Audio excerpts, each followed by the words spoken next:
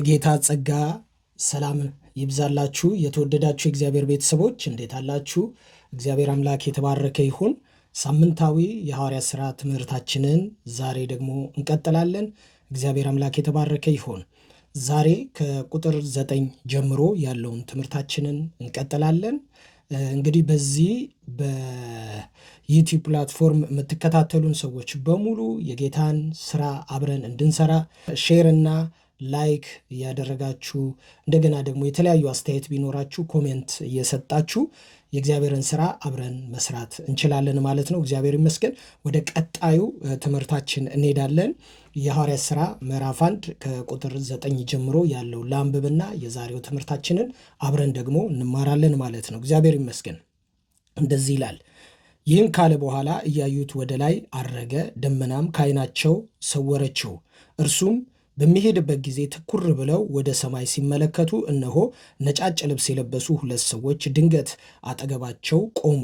እንዲህም አሏቸው፣ እናንተ የገሊላ ሰዎች ሆይ ወደ ሰማይ እየተመለከታችሁ እዚህ የቆማችሁት ለምንድን ነው? ይህ ከእናንተ ዘንድ ወደ ሰማይ ሲያርግ ያያችሁት ኢየሱስ ልክ ወደ ሰማይ ሲወጣ እንዳያችሁት በዚሁ ጊዜ ይመለሳል ይላል የእግዚአብሔር ቃል። እንግዲህ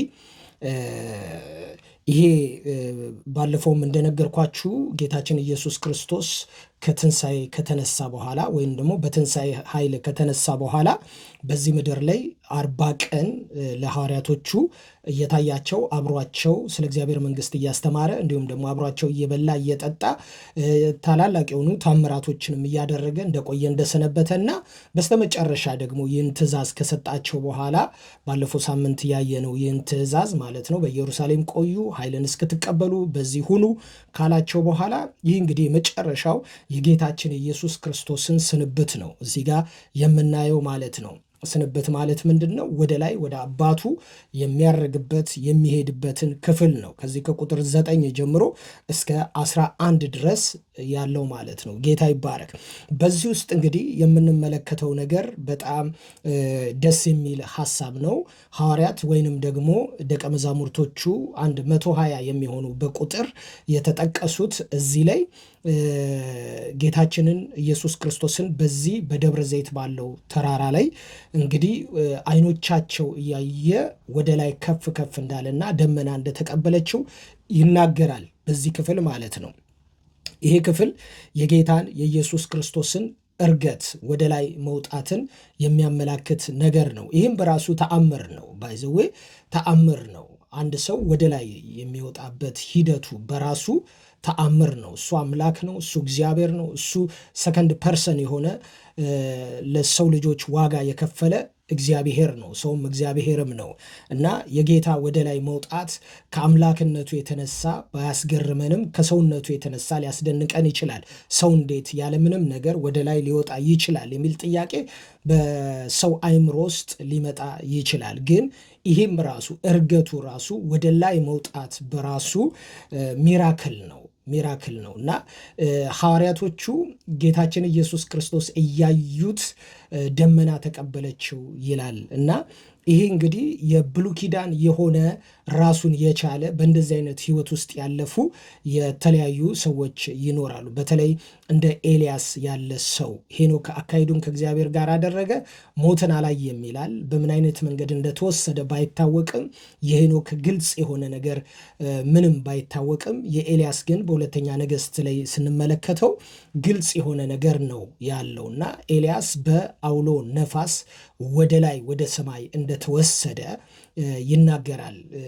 ኤልሳንና ኤልያስን የእሳት ሰረገላ መጥቶ እንደከፈላቸውና ኤልያስ ደግሞ በአውሎ ነፋስ ወደ ላይ እንደወጣ በአውሎ ነፋስ ታግዞ ወደ ላይ እንደወጣ እግዚአብሔር አንዳንዴ ንፋስን ይልካልና ንፋስን ሲልክ በዛ ንፋስ አማካኝነት ወደ ላይ ኤልያስ እንደወጣ የእግዚአብሔር ቃል ይናገራል። እዚህ ጋር የጌታ ኢየሱስ ክርስቶስ ሲያርግ ወደ ላይ ሲወጣ ንፋስም አልመጣም፣ ምንም ሰረገላም አልመጣም። ከሐዋርያት ጋር የሚለያቸው የሚከፍላቸውም ሰረገላም አልመጣም።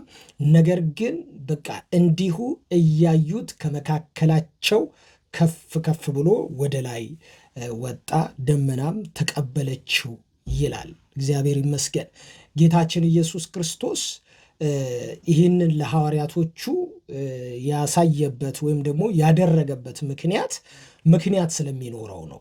ምክንያቱም ጌታ በትንሣኤ ከተነሳ በኋላ በዛው በቃ ሐዋርያቱ እንደተደነጋገሩ ሞቶ ቀረ ምናምን እንደተባለ በዛው በቃ ተነስቶ መቃብሩን ፈንቅሎ እንደተነሳ በዛው ወደ አባቱ መሄድ ይችል ነበረ። ነገር ግን ትንሣኤው እውን እንዲሆን ስለተፈለገ መጥቶ እየታያቸው እየተገለጠላቸው በጥሩ ማስረጃ እንዲረዱት ተደርጎ ኢየሱስ ክርስቶስ ከሞት እንደተነሳ ያንን ለተከታዮቹ ለደቀ መዛሙርቶቹ እርግጠኝነቱን ሲያሳይ እንመለከታለን ማለት ነው። ይሄኛው ደግሞ በጣም የሚገርመው ነገር ፍጻሜው ምን ነው? ማንም ሰው ሞቶ ቀርቷል። በመቃብር ውስጥ ነው ያለው። ከመቃብርም የወጣ ያረገ የለም እና የመጀመሪያ መቃብርን አሸንፎ የወጣ ሞትን አሸንፎ የወጣ በሞት ላይ ስልጣን ያለው ጌታ ኃጢአትን በደሙና በስጋው የገደለ ብቸኛ ጌታ ሆኖ በምድር ላይ በቃ በአሸናፊነቱ ተነስቶ ለሐዋርያት ከታየ በኋላ አሁንም ዳግመኛ ደግሞ እንዳይሞት ወይንም ደግሞ ስለማይሞት ወይንም ደግሞ ሞት በሱ ላይ ስልጣን ስለሌለው እሱን ለማሳየት ደግሞ እያዩት ወደ ላይ ከፍ ከፍ አለ ይላል። ብዙ ከሙታን የተነሱ በነቢያት አገልግሎት ከሙታን የተነሱ በጌታችን በኢየሱስ ክርስቶስ አገልግሎት ከሙታን የተነሱ ደግመው ሞተዋል። ሁለተኛ ሞተዋል። ለሌላኛው ለዛኛው ትንሣኤ ተቀጥሮላቸው ሞተዋል። ተአምር ተሰርቶባቸው እነ ጣሊታ ዳግመኛ ሞተዋል። እነ አልዓዛር ዳግመኛ ሞተዋል። እንደገና ደግሞ ያ ጎበዝ አንተ ጎበዝ የተባለው ሉቃስ ወንጌል ምዕራፍ 7 ላይ ያለውም ዳግመኛ ሞቷል። ስለዚህ ሞቶ ያልቀረ ማንም የለም። ሞቶ በእግዚአብሔር ልጅ በኢየሱስ የተአምራት አገልግሎት የተነሳ ብዙ ሰው ቢኖርም ሴቶችም ወንዶችም በተአምራት ቢነሱም ግን ዳግመኛ ሞተዋል። ጌታችን ኢየሱስ ክርስቶስ ሞትን አሸንፎ በሦስተኛው ቀን ከተነሳ በኋላ ግን ለሐዋርያቶቹ ራሱን አሳይቶ አስተምሯቸው የመንፈስ ቅዱስን ተስፋ ከነገራቸው በኋላ እንደገና አልሞተም። ኢየሱስ ክርስቶስ እያዩት ወደ ላይ ከፍ ከፍ ብሎ አረገ ይላል። ደመናም ከዓይናቸው ተቀበለችው ይላል። እግዚአብሔር ይመስገን። እንግዲህ ይሄ ሌላኛው ደግሞ ትምህርቱ ምንድን ነው? ቤተ ክርስቲያን ተስፋዋ ክርስቶስን ከሰበከች፣ ክርስቶስን ካስተዋወቀች፣ ክርስቶስን በትክክለኛው መንገድ የክርስቶስን ትእዛዝ ተከትላ የምትሰብክ ለሰው ብርሃን ለሰው ድህነት ከሆነች በኋላ የቤተ ክርስቲያን ማብቂያዋ መሸለሚያዋ ወይንም ደግሞ ጌታ ሪዋርድ የሚያደርጋት ነገር መከራ አይደለም። ብዙ ሰዎች ቤተ ክርስቲያን ፍጻሜዋ በመከራ ውስጥ እንደምታልፍ ነው የሚናገሩት። ነገር ግን ፍጻሜዋ የቤተ ክርስቲያን ፍጻሜ መከራ አይደለም።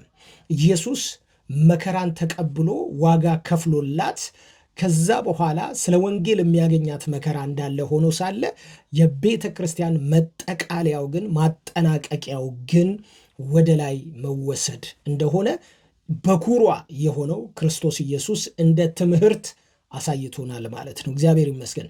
ስለዚህ ኢየሱስ ክርስቶስ ወደ ላይ ወጥቶ ደመና እንደተቀበለችው ጳውሎስም የሚናገረው በአንደኛ ተሰሎንቄ ምዕራፍ 4 ቁጥር 16 ላይ ከእርሱ ጋር በደመና እንደምንገናኝ የሞቱትን እንደማንቀድም እና ከእርሱ ጋር አብረን በደመና እንደምንገናኝ ይናገራል። እግዚአብሔር አምላክ ይባረክ። የቤተ ክርስቲያን ተስፋዋ ይህ ታላቅ ተስፋ የሚባለው ወይንም ደግሞ የተባረከው ተስፋ በቲቶ ምዕራፍ 2 ላይ እንደሚናገረው ከቁጥር 12 ጀምሮ ያለው ቃል የተባረከ ተስፋ የሚባለው ያ የተባረከው ተስፋ የቤተ ክርስቲያን ከክርስቶስ ጋር በደመና መገናኘትን ነው የተባረከ ተስፋ ብሎ መጽሐፉ የሚናገረው ማለት ነው።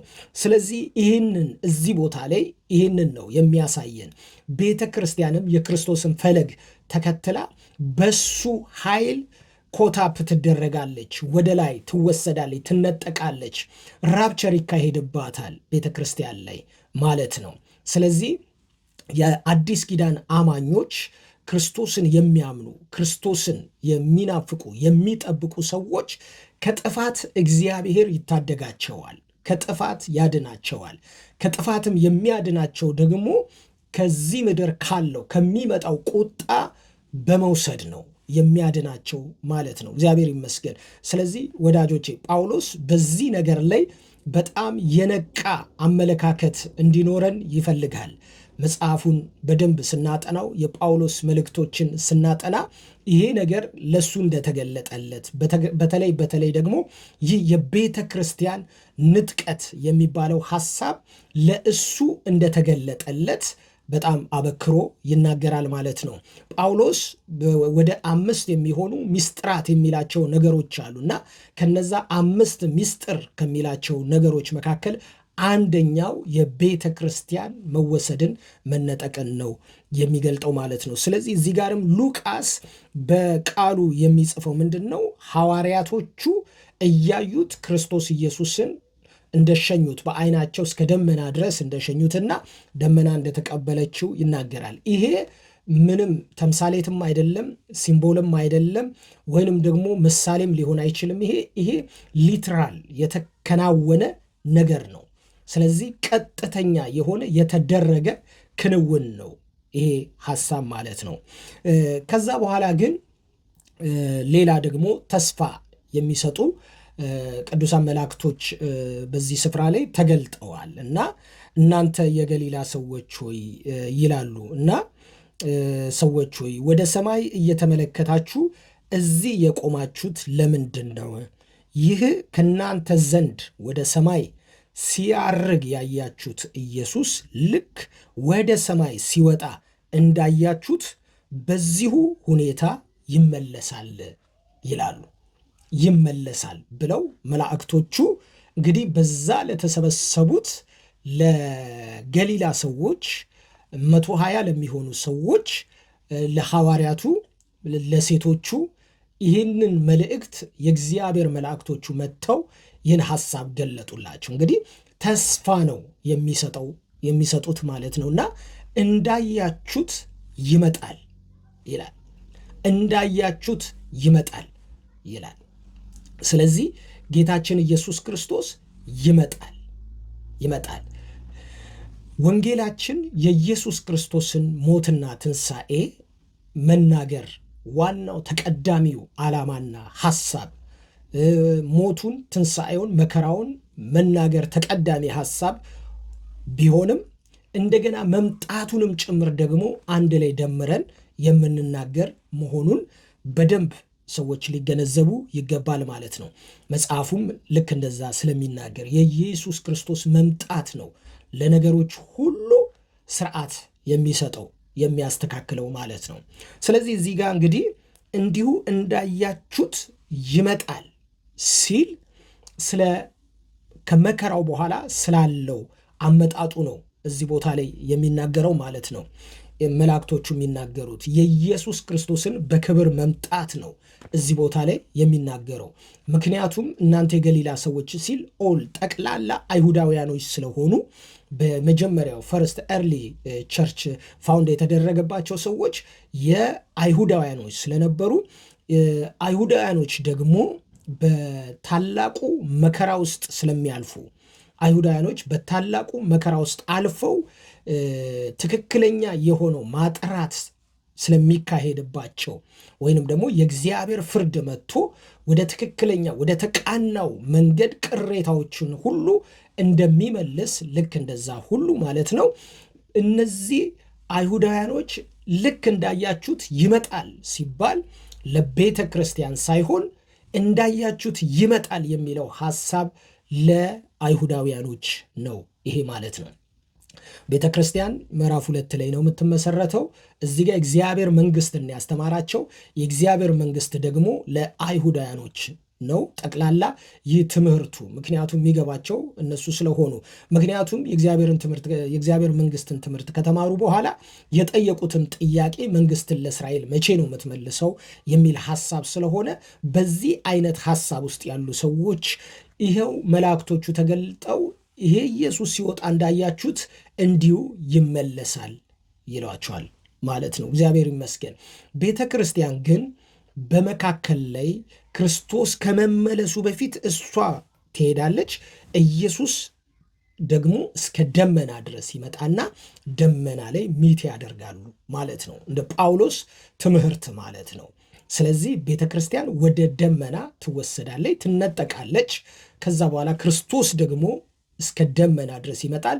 እግሩ መሬት አይረግጥም፣ ወይንም ደግሞ በደብረ ዘይት ተራራ ላይ አይረግጥም። በስተመጨረሻው ግን እግሩ በደብረ ዘይት ተራራ ላይ ይረግጣል። መቼ ከተባለ ከመከራው በኋላ ከአርማጌዶን ጦርነት ፍጻሜ ላይ ኢየሱስ ክርስቶስ በታላቅ ክብር ይመጣል ማለት ነው። ወይንም ደግሞ ራእይ ምዕራፍ 19ን የምናነብ ሰዎች ልክ የራእይ ምዕራፍ 19 ትንቢት ሲፈጸም እግሮቹ በተራራው ላይ መጥተው ያርፋሉ ማለት ነው። ስለዚህ እዚህ ጋር ሉቃስ የሚናገረው ይህ የኢየሱስ ክርስቶስን መመለስ፣ የኢየሱስ ክርስቶስን መምጣት ሲናገር በሁለት መንገድ እንድንመለከተው እፈልጋለሁ።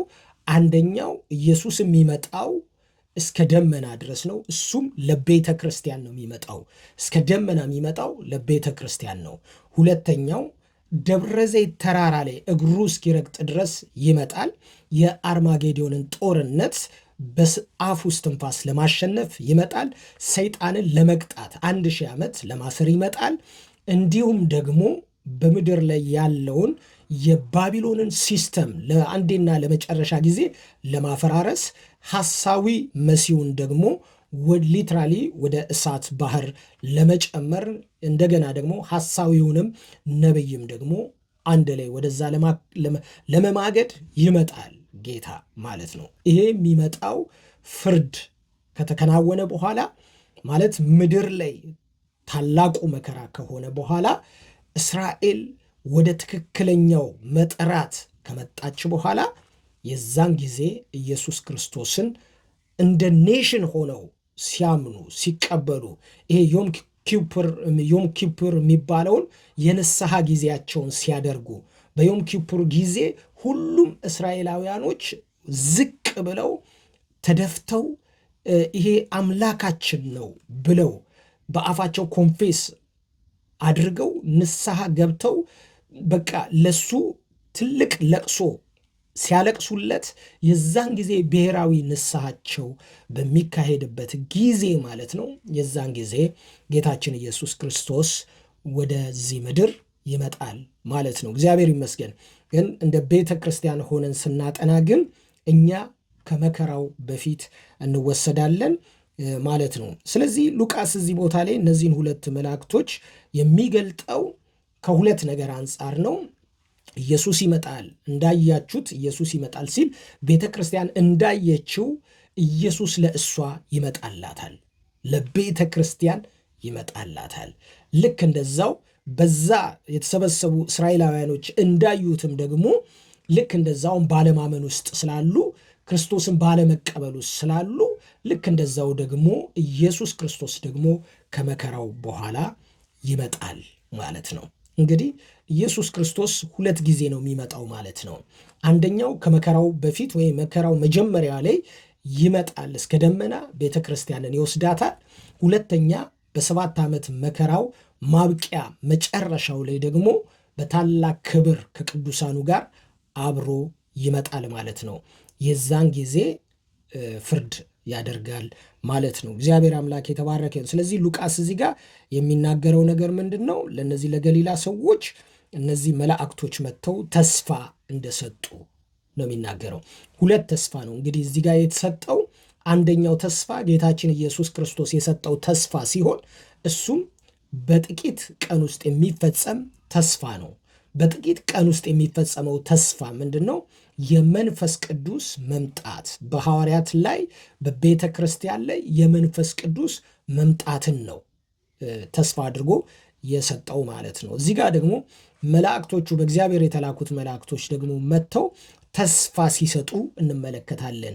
እንዲሁ እንዳያችሁት ተመልሶ ይመጣል ብለው ደግሞ ተስፋን ሲሰጡ እንመለከታለን ማለት ነው። ስለዚህ ሁለት ተስፋዎች በዚህ በሐዋርያት ሥራ ምዕራፍ 1 ውስጥ እናገኛለን። የመጀመሪያው ተስፋ የመንፈስ ቅዱስ በአማኝ ሕይወት ውስጥ ይመጣል የተባለው በአጭር ጊዜ የሚከናወን ነገር ነው። እሱም ተከናውኗል። ሐዋርያት ሥራ ምዕራፍ 2 ላይ ተከናውኗል ማለት ነው። በመቀጠል ግን ያለው ደግሞ ተስፋ የኢየሱስ መምጣት ነው።